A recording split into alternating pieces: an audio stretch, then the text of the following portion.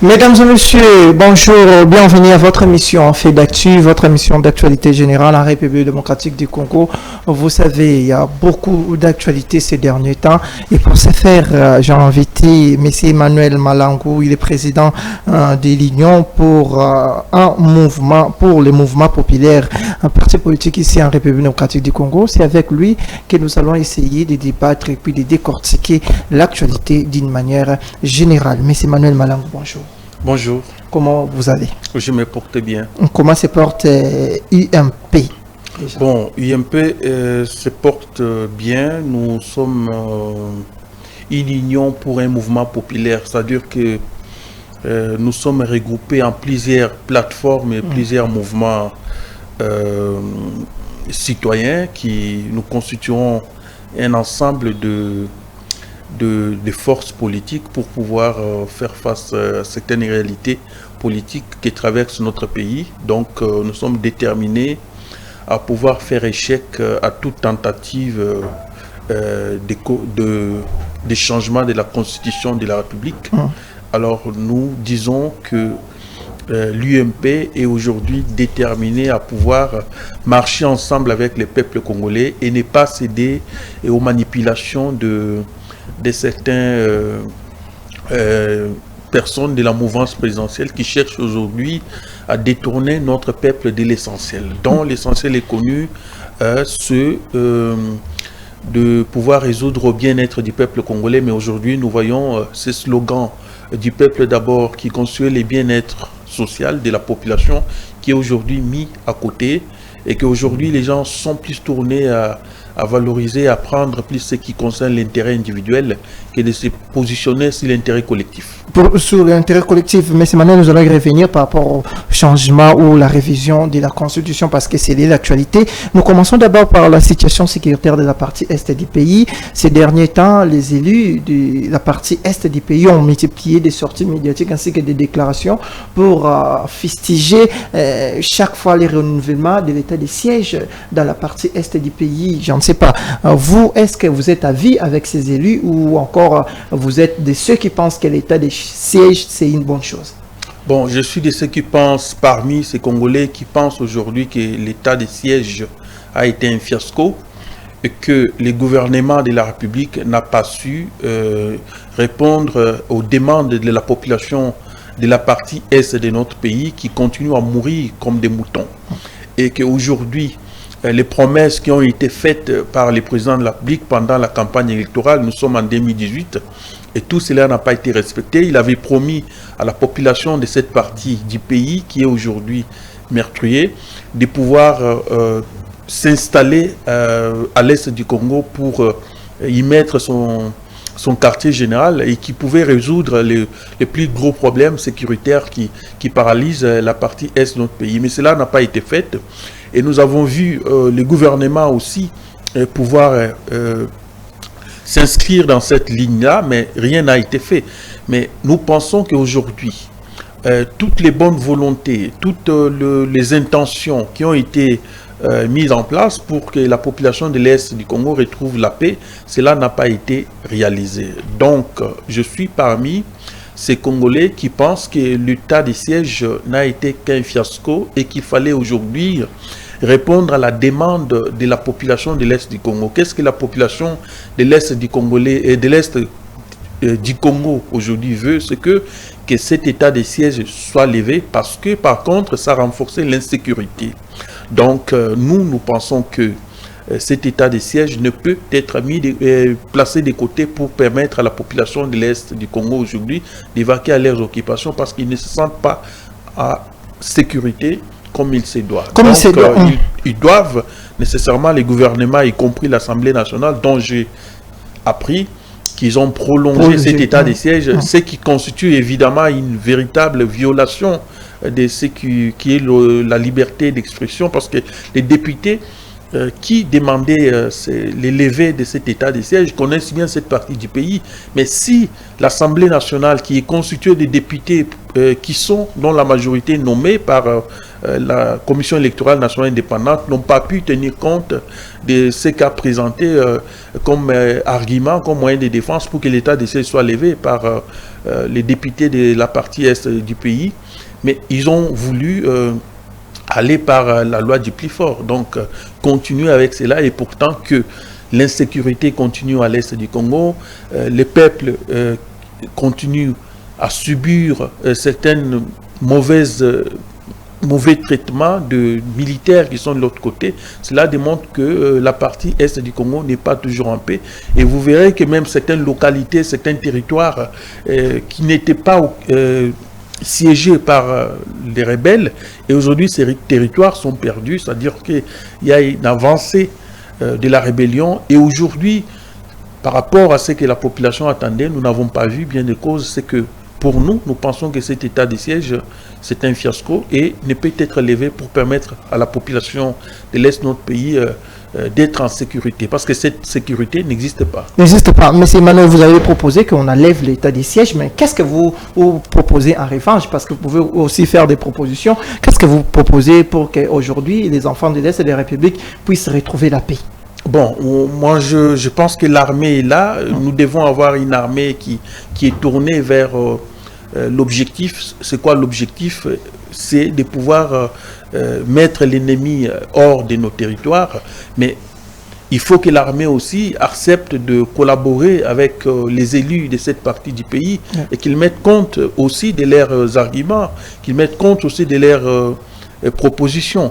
Mais si l'armée s'entête, ils pensent qu'aujourd'hui, ils doivent continuer à faire ce qu'ils veulent, ils ne pourront compter que des défaites. Parce que nous avons vu qu'on ne tient pas compte de la société civile.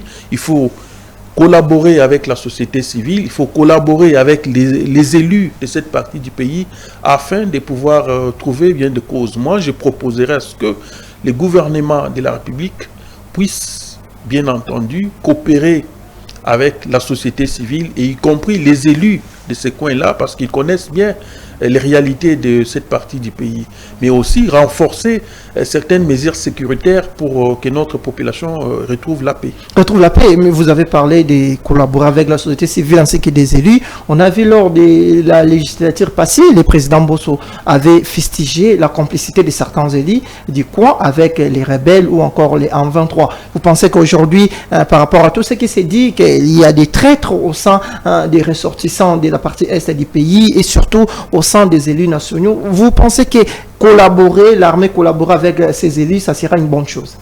Oui, l'armée peut collaborer, parce que l'armée, je pense qu'ils ont des méthodes, ils ont des stratégies qu'ils mettent en place pour pouvoir récupérer des territoires qui sont sous occupation des rebelles. Mais si l'armée n'arrive pas à récupérer ces territoires-là, par contre, l'armée ne fait que perdre. Et alors, avant l'état de siège, il y avait des territoires qui n'étaient pas sous occupation de la rébellion. Mais aujourd'hui, en plein état de siège, nous avons vu d'autres territoires tomber. Alors, ce qui montre que l'armée, malgré l'état de siège, rien n'est fait jusque-là. Alors, comment continuer avec une histoire qui n'apporte pas la victoire, qui n'apporte pas de solution au problème d'insécurité à l'est du Congo? Donc, il est nécessaire aujourd'hui de pouvoir lever cet état de siège-là selon les avis de la population, parce que la population n'en veut plus.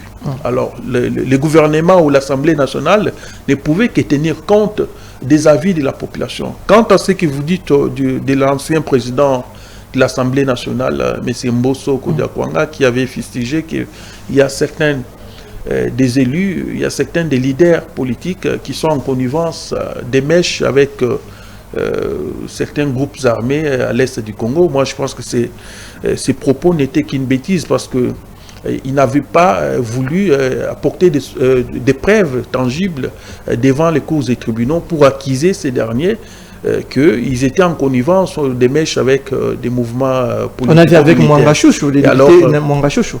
Bon, avec Mwanga Chouchou, vous voyez, en pleine procès, nous n'avons pas vu des preuves qui montraient que cet homme, malgré tout ce qu'on nous a dit dans les médias, et nous avons vu que cet homme-là, tout ce qu'on lui reprochait, il y a certaines choses qui restaient à être désiré, à se poser des questions. Est-ce que réellement il était vraiment l'homme dont on disait qu'il cherchait à faire tomber les régimes ou à faire renforcer l'insécurité dans la partie est du Congo? Tout cela n'a pas été prouvé pendant les procès de Mwanga Chouchou.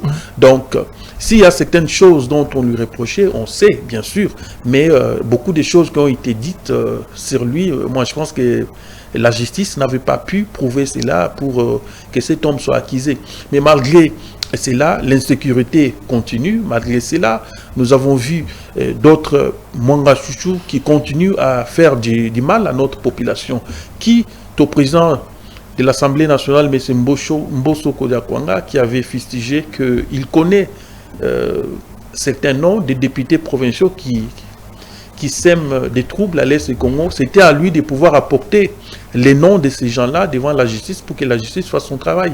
Mais quand il n'a pas fait cela, moi je pense que c'était qu'une bêtise. C'était une manière de tenir un discours démagogique pour distraire notre population. Mais c'est maintenant, on a assez parlé de la situation de la partie est du pays, mais les tueries continuent.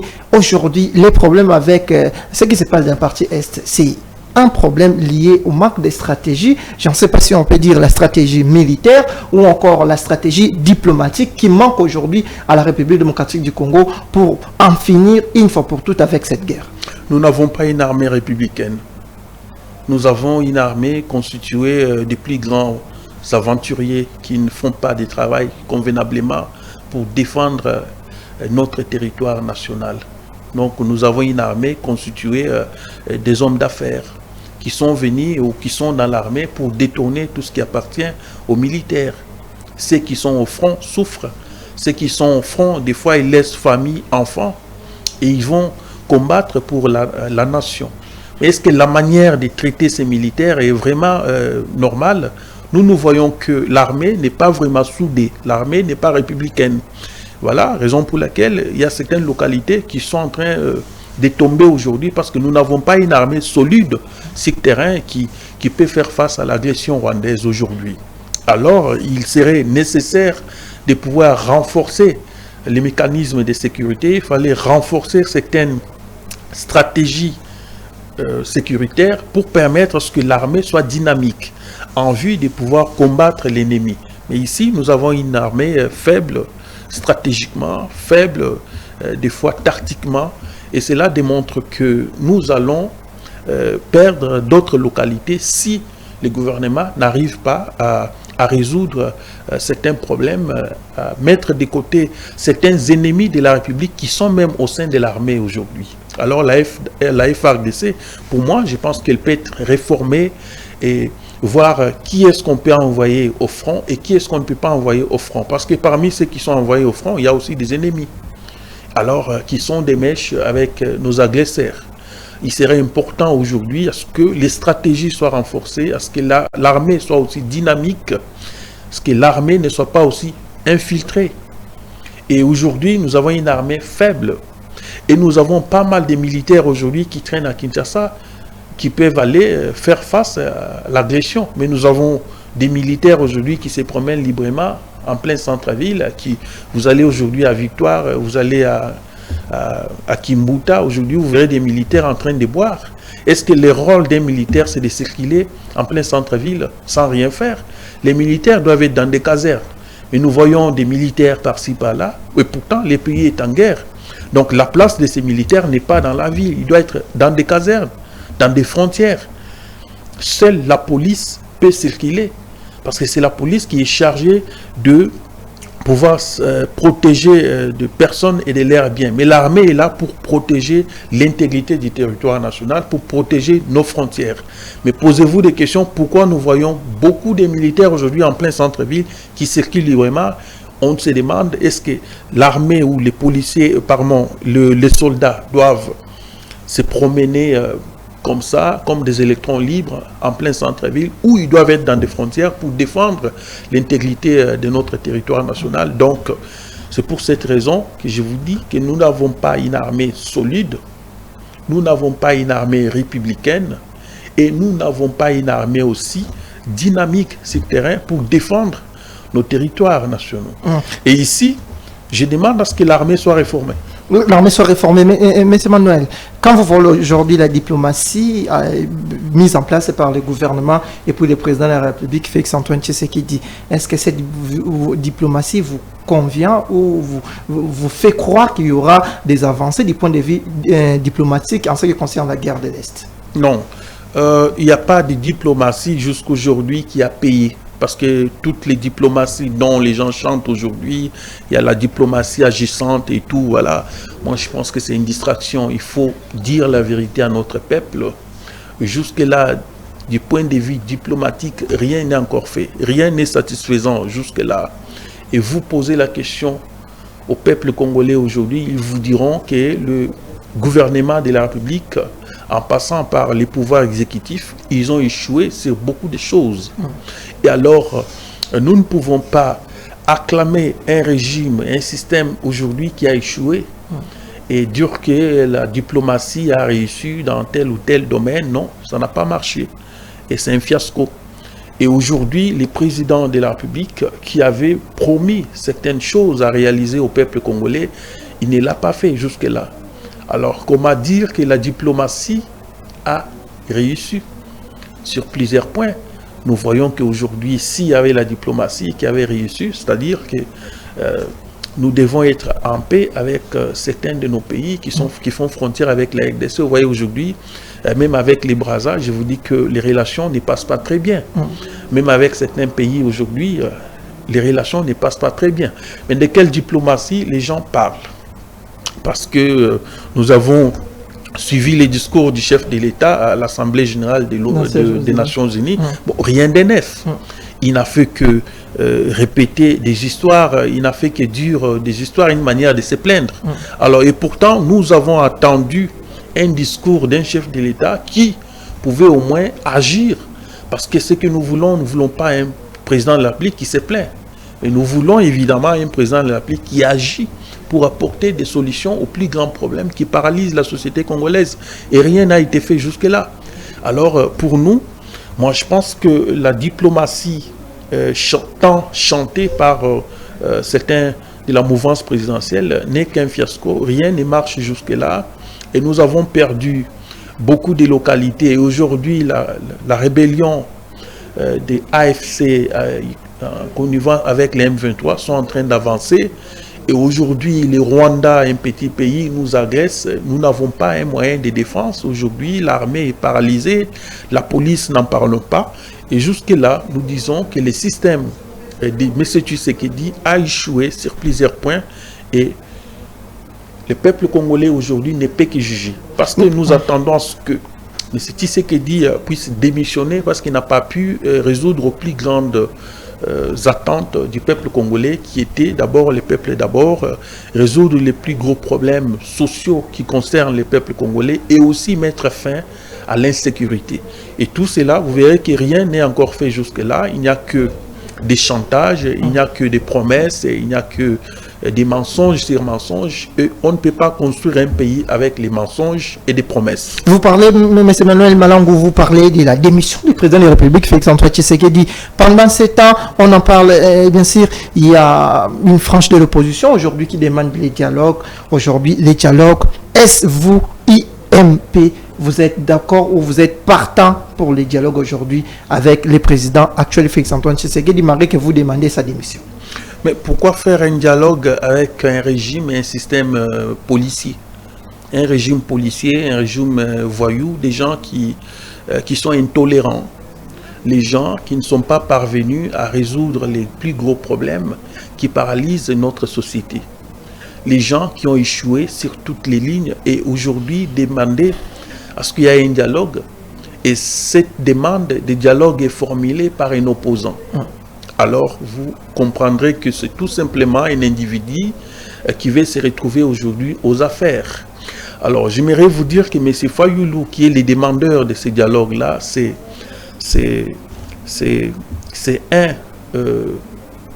pro-Tshisekedi, c'est quelqu'un aujourd'hui qui est utilisé par les pouvoirs en place avec un plan de pouvoir paralyser l'opposition.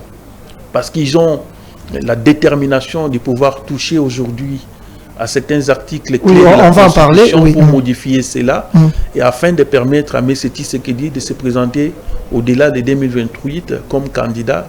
Le président l'applique une fois de plus en vue que notre peuple continue à croupir dans la misère. Donc, ce dialogue-là n'aura pas lieu pour nous. Nous pensons que c'est une manipulation de mauvais goût qui ne marchera pas. Parce qu'aujourd'hui, le peuple congolais est déterminé à ce que le régime de Tshisekedi, qui a échoué sur plusieurs aspects, ne puisse pas continuer avec la distraction, avec des promesses non tenues, avec des discours démagogiques, et afin que notre population croupisse dans la misère et ceux qui sont venus avec lui en Europe continuent à s'enrichir, continuent à construire des maisons par-ci par-là en Europe, et ces pays appartiennent au peuple congolais. Et je pense que le peuple est souverain. Il est temps aujourd'hui que le peuple puisse se prendre en charge en vue de demander la démission immédiate du président Tshisekedi parce qu'il n'a pas pu aujourd'hui répondre aux plus grands besoins du peuple congolais. Monsieur Manuel, aujourd'hui on parle de ces dialogues, on appelle à la cohésion nationale pour faire face et puis de barrer la route à l'ennemi, surtout qui avance du côté est de la République du Congo. Vous avez bien dit au début de l'émission que nous avons beaucoup de défis à relever, surtout du point de vue sécuritaire. Quand on appelle un dialogue, on dit que ça sera, vous allez vous mettre autour d'une table pour discuter des problèmes du Congo et surtout en ce qui concerne l'intégrité nationale. Pourquoi vous refuserez de se mettre autour d'une table entre vous, les fils de la République démocratique du Congo? Non, parce que nous trouvons cela comme une distraction, comme une manipulation. C'est une manière d'endormir la population congolaise. C'est une manière de dire au peuple congolais que vous êtes bête, vous ne comprenez rien. Et pourtant, ce peuple n'est pas bête. Ce peuple comprend aujourd'hui que le système en place a échoué. Le système en place n'a pas tenu ses promesses. Aujourd'hui, dire qu'il fallait passer par un dialogue pour résoudre les problèmes sécuritaires à l'est du Congo, mais c'est faux. Ce n'est pas un civil de pouvoir demander à ce que la guerre puisse se terminer. Il n'y avait que les militaires qui pouvaient tenir ce langage-là. Comment quelqu'un qui est civil, qui n'est pas militaire, peut aujourd'hui se taper à la poitrine de pouvoir être en cohésion nationale pour finir la guerre? Lui qui n'est même pas de l'Est du Congo, il est du Bandundu. Alors nous pensons que c'est une distraction. Et nous demandons à notre peuple de ne pas faire confiance à des discours démagogiques. C'est une manière de distraire cette population qui a tant souffert. Nous avons des problèmes à l'Est du Congo jusqu'aujourd'hui. Et vous êtes sans ignorer que la guerre de l'Est du Congo a repris lorsque M. Tshisekedi est arrivé au pouvoir, parce que les M23 étaient presque dissous. Et pourquoi les M23 a ressurgi? C'est parce que M. Tshisekedi les a invités à Kinshasa et il n'a pas tenu à répondre à leurs attentes. Et c'est ainsi que ces gens ont voulu reprendre les armes. Aujourd'hui, nous pensons que notre peuple ne peut pas continuer à être menti par un groupe d'individus aujourd'hui au pouvoir qui manipulent, qui pillent et qui arrachent ce qui appartient au peuple congolais. Il est temps aujourd'hui que les Congolais eux-mêmes se prennent en charge et comprennent que le pays est mal dirigé. Notre pays n'est pas en paix. Il y a la guerre à l'est du Congo, bien sûr, comme vous prétendez le dire, mais il y a plusieurs manières de résoudre cette guerre-là, de trouver des solutions afin de mettre fin à la guerre. Et le régime est constitué de farceurs, des gens qui n'ont pas de solution. Ils ont des intérêts derrière cette guerre. Raison pour laquelle nous disons que les dialogues n'ont pas lié d'être parce qu'aujourd'hui, le régime de Tshisekedi a échoué sur plusieurs aspects et on ne peut pas entrer en dialogue avec un régime qui ne tient pas compte de ses promesses et on ne peut pas entrer en dialogue avec un système politique qui ne respecte pas ses engagements et qui ne respecte pas aussi les accords signés. Vous êtes sans ignorer que le régime de Tshisekedi, en passant par lui-même, la personne du président de la République, a signé des accords avec tout le monde. Il a été en accord avec les FCC. Il n'a pas respecté ces accords-là. Il y a eu un divorce entre les FCC et les Cash. Et il y a eu un accord qui a été signé entre lui et Martin Fayoulou, et qui devait soutenir M. Fayoulou pendant l'élection 2018. Il n'a pas respecté cela.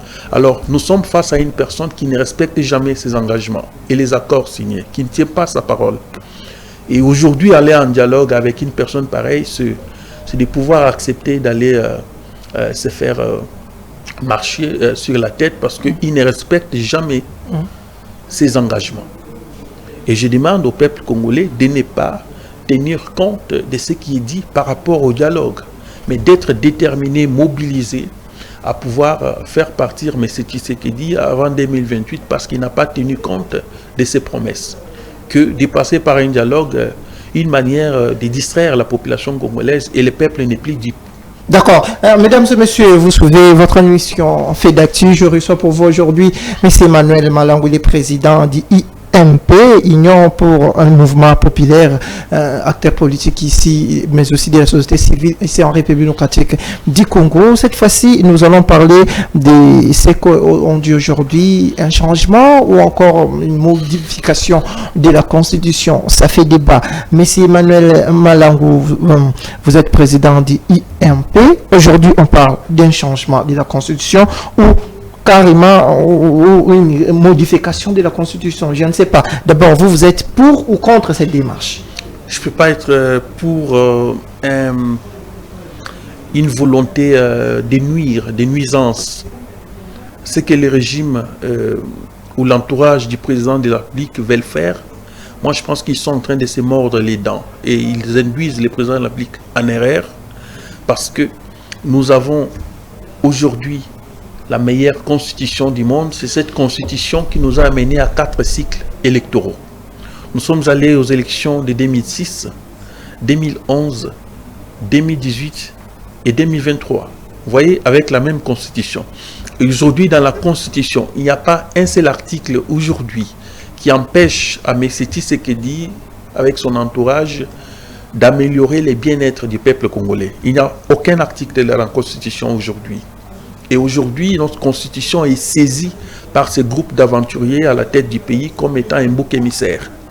Or, notre constitution n'est pas bouc émissaire. La constitution doit être appliquée. Il y a des articles aujourd'hui dans la constitution qui demandent au président de la République d'améliorer les fils, les sociales du peuple. Cela n'a pas été fait. C'est eux, par contre, qui violent la constitution de la République parce qu'ils ne respectent pas les articles constitutionnels. Ils ne respectent pas ce que la Constitution dit. Vous voyez, donc dans notre Constitution, il n'y a pas un seul article qui empêche aujourd'hui à M. Tshisekedi de ne pas améliorer le bien-être du peuple congolais. Il n'y a pas un seul article dans la Constitution qui a empêché à M. Tshisekedi d'améliorer les conditions de vie de la population de ce pays. Il a échoué avec les premiers mandats. Il a acquisé le kabylisme de pouvoir l'empêcher à changer les conditions de vie du peuple congolais. Et aujourd'hui, c'est la Constitution qui a acquisé comme étant être à la base de la non-amélioration des conditions de vie du peuple congolais. Je demande au peuple congolais d'être mobilisé et de ne pas laisser une seule seconde à M. Tshisekedi avec son entourage de changer la constitution de la République. Parce que cela est fait avec un seul objectif. C'est de se maintenir au pouvoir, c'est de permettre à ce que l'ensemble de ses compagnons, tous qui sont venus avec lui au pouvoir, qu'ils continuent à s'enrichir, qu'ils continuent à peser sur notre population, qu'ils continuent à dépouiller notre population, et nous dirons non à cela. Ça ne passera pas. La Constitution ne sera objet d'aucune révision, ni d'aucun changement. Parce qu'aujourd'hui, le peuple congolais n'est pas dupe. Et le peuple n'acceptera pas. Ce qu'ils doivent faire, c'est de respecter la souveraineté de ce peuple. Le peuple étant souverain, qui lui a offert les mandats, qu'il a aujourd'hui les deuxièmes mandats, nous attendons que M. Tshisekedi respecte cette constitution qu'il a amené au pouvoir. Et aujourd'hui, il est au dernier mandat, qu'il termine son mandat et qu'il plie bagage et qu'il fasse l'alternance pacifique, comme Kabila l'a fait. Et aujourd'hui, vouloir penser au changement de la Constitution, c'est lui qui veut violer la Constitution. Et un jour, il sera accusé de haute trahison et le peuple pourra le juger. Et nous n'accepterons pas que cela se fasse. Nous souhaiterons à ce que l'élan démocratique que nous avons commencé, l'alternance pacifique, de la même manière que Kabila lui a passé les flambeaux, que lui aussi fasse de même pour la continuité, pour le renforcement de notre démocratie, et qu'il ne puisse pas aujourd'hui être à la base de la neutralisation, de la diabolisation de cette démocratie, parce que nous voulons aujourd'hui à ce que notre démocratie puisse avoir des racines solides.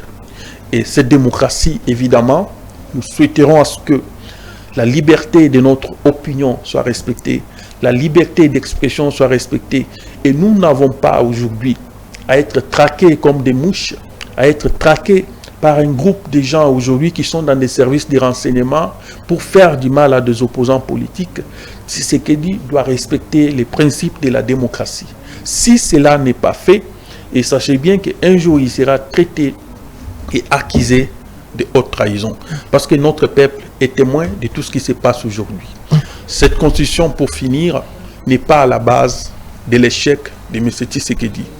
Et ce qu'ils veulent, il n'y a pas un autre objectif. Le seul but, c'est de se maintenir au pouvoir et de permettre que son entourage continue à s'enrichir au détriment de notre population.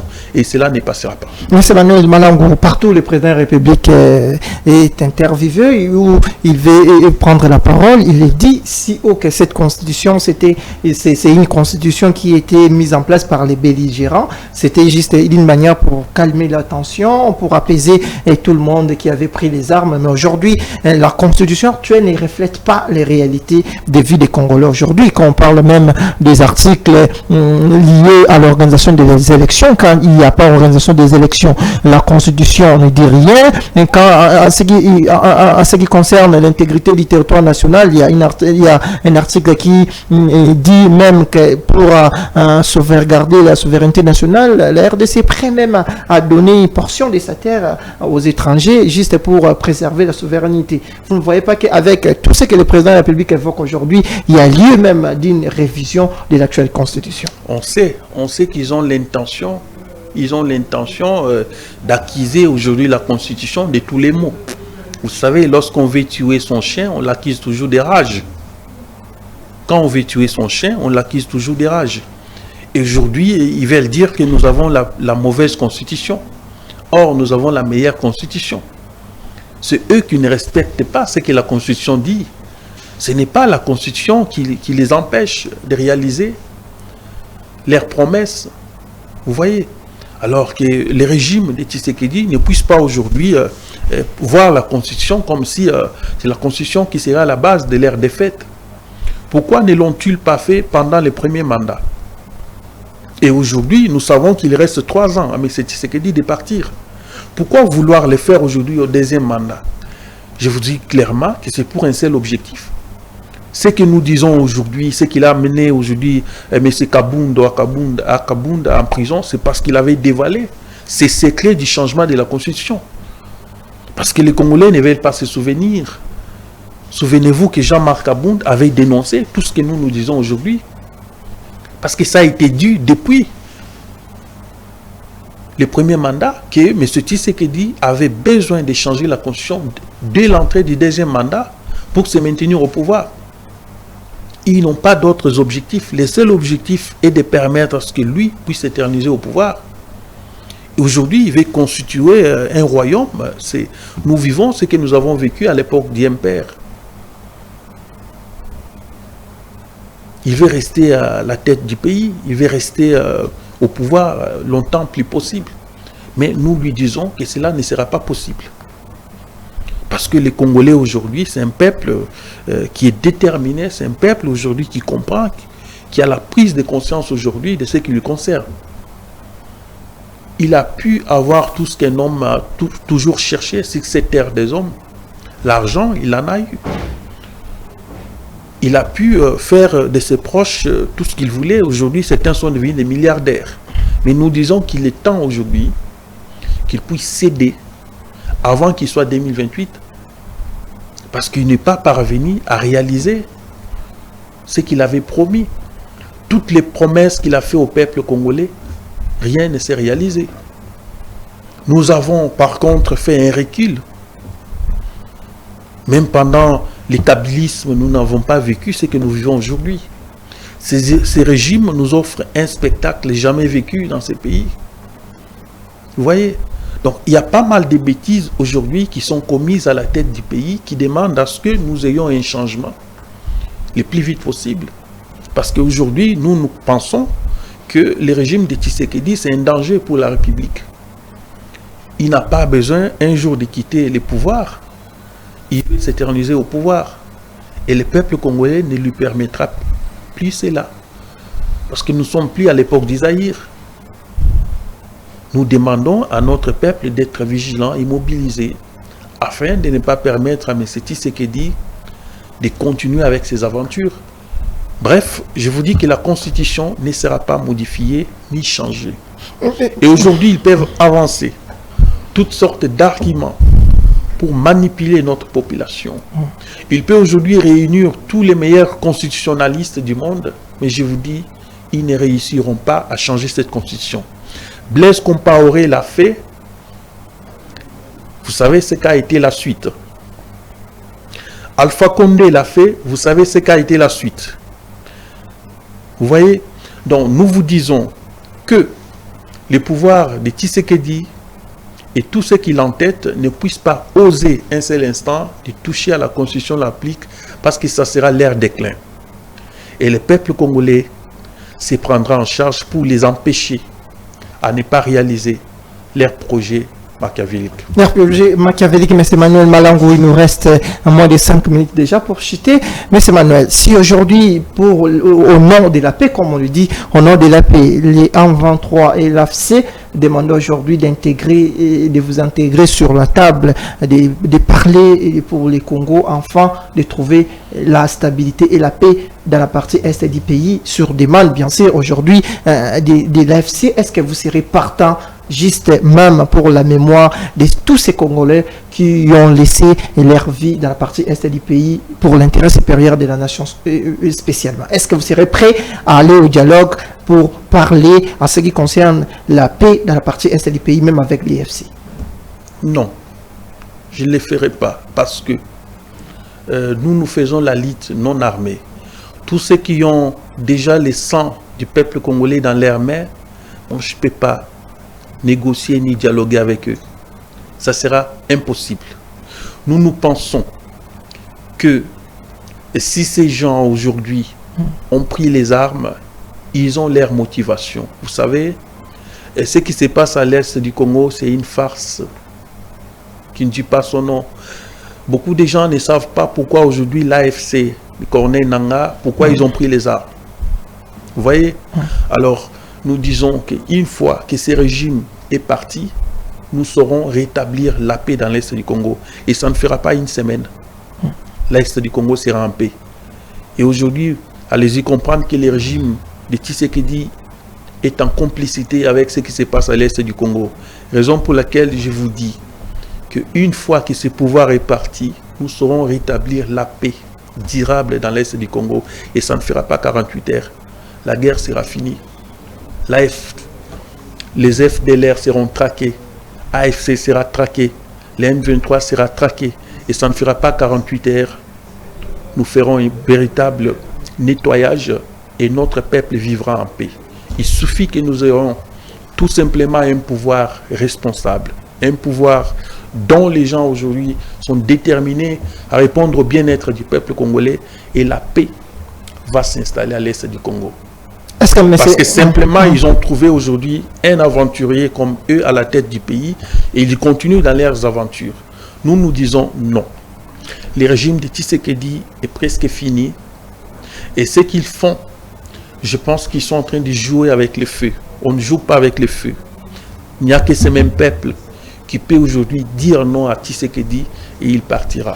S'ils osent un seul instant de toucher à la Constitution de la République, Tshisekedi n'aura pas 48 heures au pouvoir. Seul le peuple congolais va le chasser du pouvoir. Est-ce que vous parlez du peuple aujourd'hui, M. Emmanuel, est-ce que vous n'accusez pas le peuple d'avoir donné plus de 70% de leur suffrage à l'actuel président Félix-Antoine Tshisekedi lors des dernières élections? Non, le peuple n'a jamais donné ces pourcentages à M. Tshisekedi. Par contre, lui s'est autoproclamé président de la République parce que ce qu'il nous a offert, ce n'était pas des élections, c'était des mascarades électorales. C'était un véritable chaos électoral. Alors, ne parlez pas que le peuple congolais a octroyé un tel pourcentage, un tel score à M. Tshisekedi parce qu'il n'a pas gagné les élections. C'est les élections les plus chaotiques que nous avons connues dans ces pays. Alors, vous voyez, des élections qui se sont tenues pendant une semaine et aujourd'hui, il y a des territoires qui n'ont jamais voté.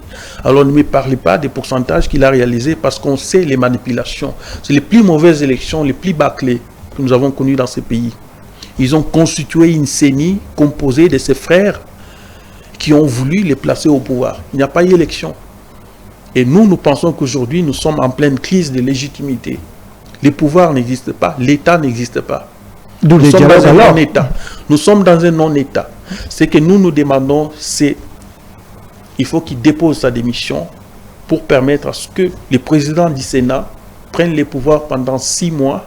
Et la Constitution le dit clairement, lorsqu'il y a vacance du pouvoir, c'est le président du Sénat qui prend la commande et nous allons aux élections pendant 6 mois, dans une période de 6 mois, pour élire un nouveau président de la République. Et voilà ce que nous attendons.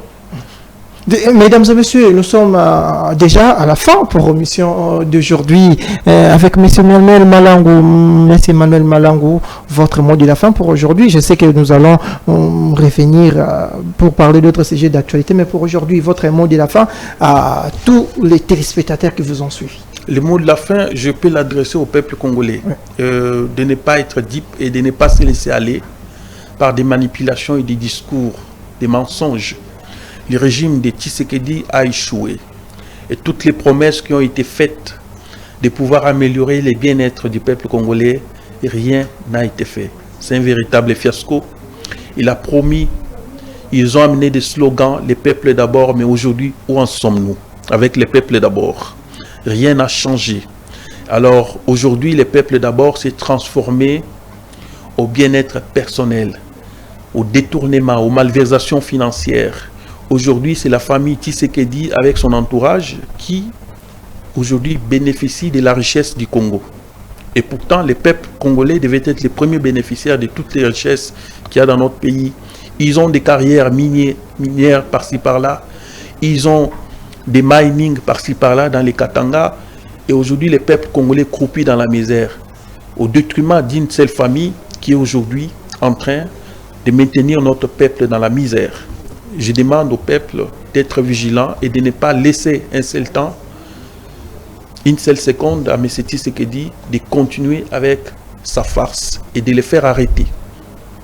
Et de ne pas lui permettre de lui donner la chance avec son équipe constituée des malfaiteurs de toucher à la Constitution de la République parce que cette Constitution nous a amené à 4 cycles électoraux. Et aujourd'hui, ce n'est pas cette Constitution aujourd'hui qui a accusé de tous les maux, qui bloque le développement de ces pays ou qui bloque à M. Tshisekedi de changer le bien-être de la population congolaise. Que les peuples soient debout, que les peuples soient déterminés à ne pas laisser à ces groupes d'aventuriers de continuer avec leurs blagues. Alors si M. Tshisekedi blague un seul instant de toucher à la Constitution de la République, seul le peuple congolais va le chasser du pouvoir et ça ne fera pas 48 heures. Bien, mesdames et messieurs, que dire encore? Vous avez tout compris, la position de M. Emmanuel Malangou, président du UMP. C'est avec lui qu'il a été très complet par rapport à l'actualité. Il a donné le point de vue de leur structure par rapport aux différents sujets d'actualité. Un grand merci à l'ingénieur. Bienvenue Lissassi derrière les caméras. Samson Via du côté de la régie. Et surtout à vous, chers téléspectateurs, de nous avoir suivis. Portez-vous bien. Merci.